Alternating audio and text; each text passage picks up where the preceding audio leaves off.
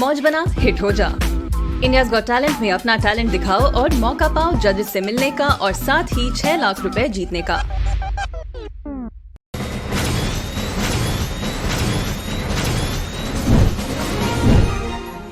नमस्कार, one India Hindi में स्वागत है। मैं हूं राम विश्वकर्मा। उत्तर प्रदेश के सिंहासन पर बीजेपी पूरी गर्जना के साथ लगातार दूसरी बार आसीन होने जा रही है।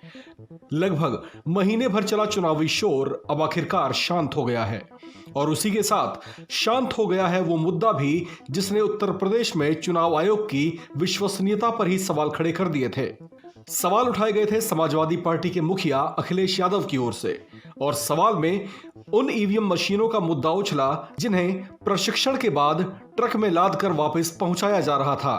खैर, वो मुद्दा वाराणसी के एसडीएम के निलंबन के साथ ही शांत हो गया, जिन्होंने प्रशिक्षण वाली ईवीएम मशीनों के वापस भेजे जाने की सूचना राजनीतिक दलों को देने की औपचारिकता पूरी नहीं की थी। ईवीएम की चर्चा हमने इस वजह से की है क्योंकि किसी राज्य में चुनावी प्रक्रिया को संपन्न कराने में जितनी कड़ी कसरत चुनाव आयोग को करनी पड़ती है, उससे ज्यादा वहां उठे अलग अलग तरह के बवाल को शांत कराने की माथापच्ची से भी जूझना पड़ता है।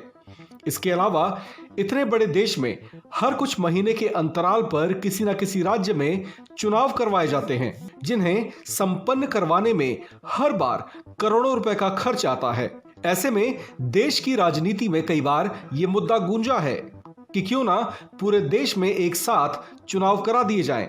हालांकि इसे लागू करवाने में अब तक किसी ने कोई खास रुचि नहीं दिखाई है।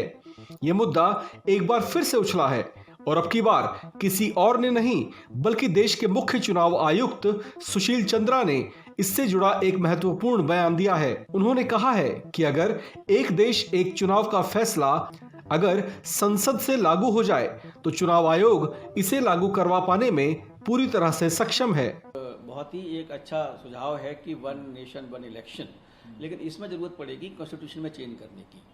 तो जो विधानसभाएं बीच में जिनका के कार्यकाल सपोज 2024 में इलेक्शन होना है, तो कुछ विधानसभाओं का जो 5 साल का कार्यकाल है वो पूरा नहीं होने पाएगा।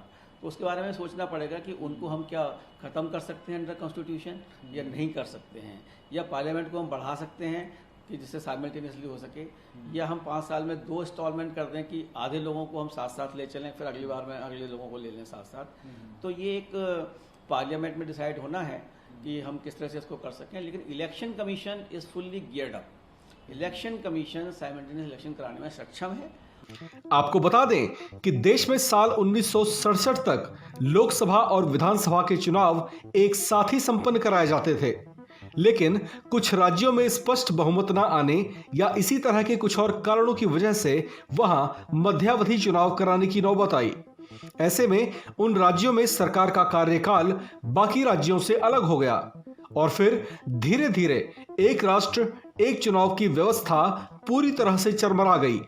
लेकिन अब एक बार फिर से यह मुद्दा उछला है और ऐसा करवाए जाने पर इसे लागू करने के लिए चुनाव आयोग ने खुद को पूरी तरह से सक्षम बताया है। ऐसे में इंतजार अब देश की संसद से इस पर कोई फैसला लेने का है। इस खबर में इतना ही। बाकी खबरों के लिए बने रहिए वन इंडिया हिंदी के साथ।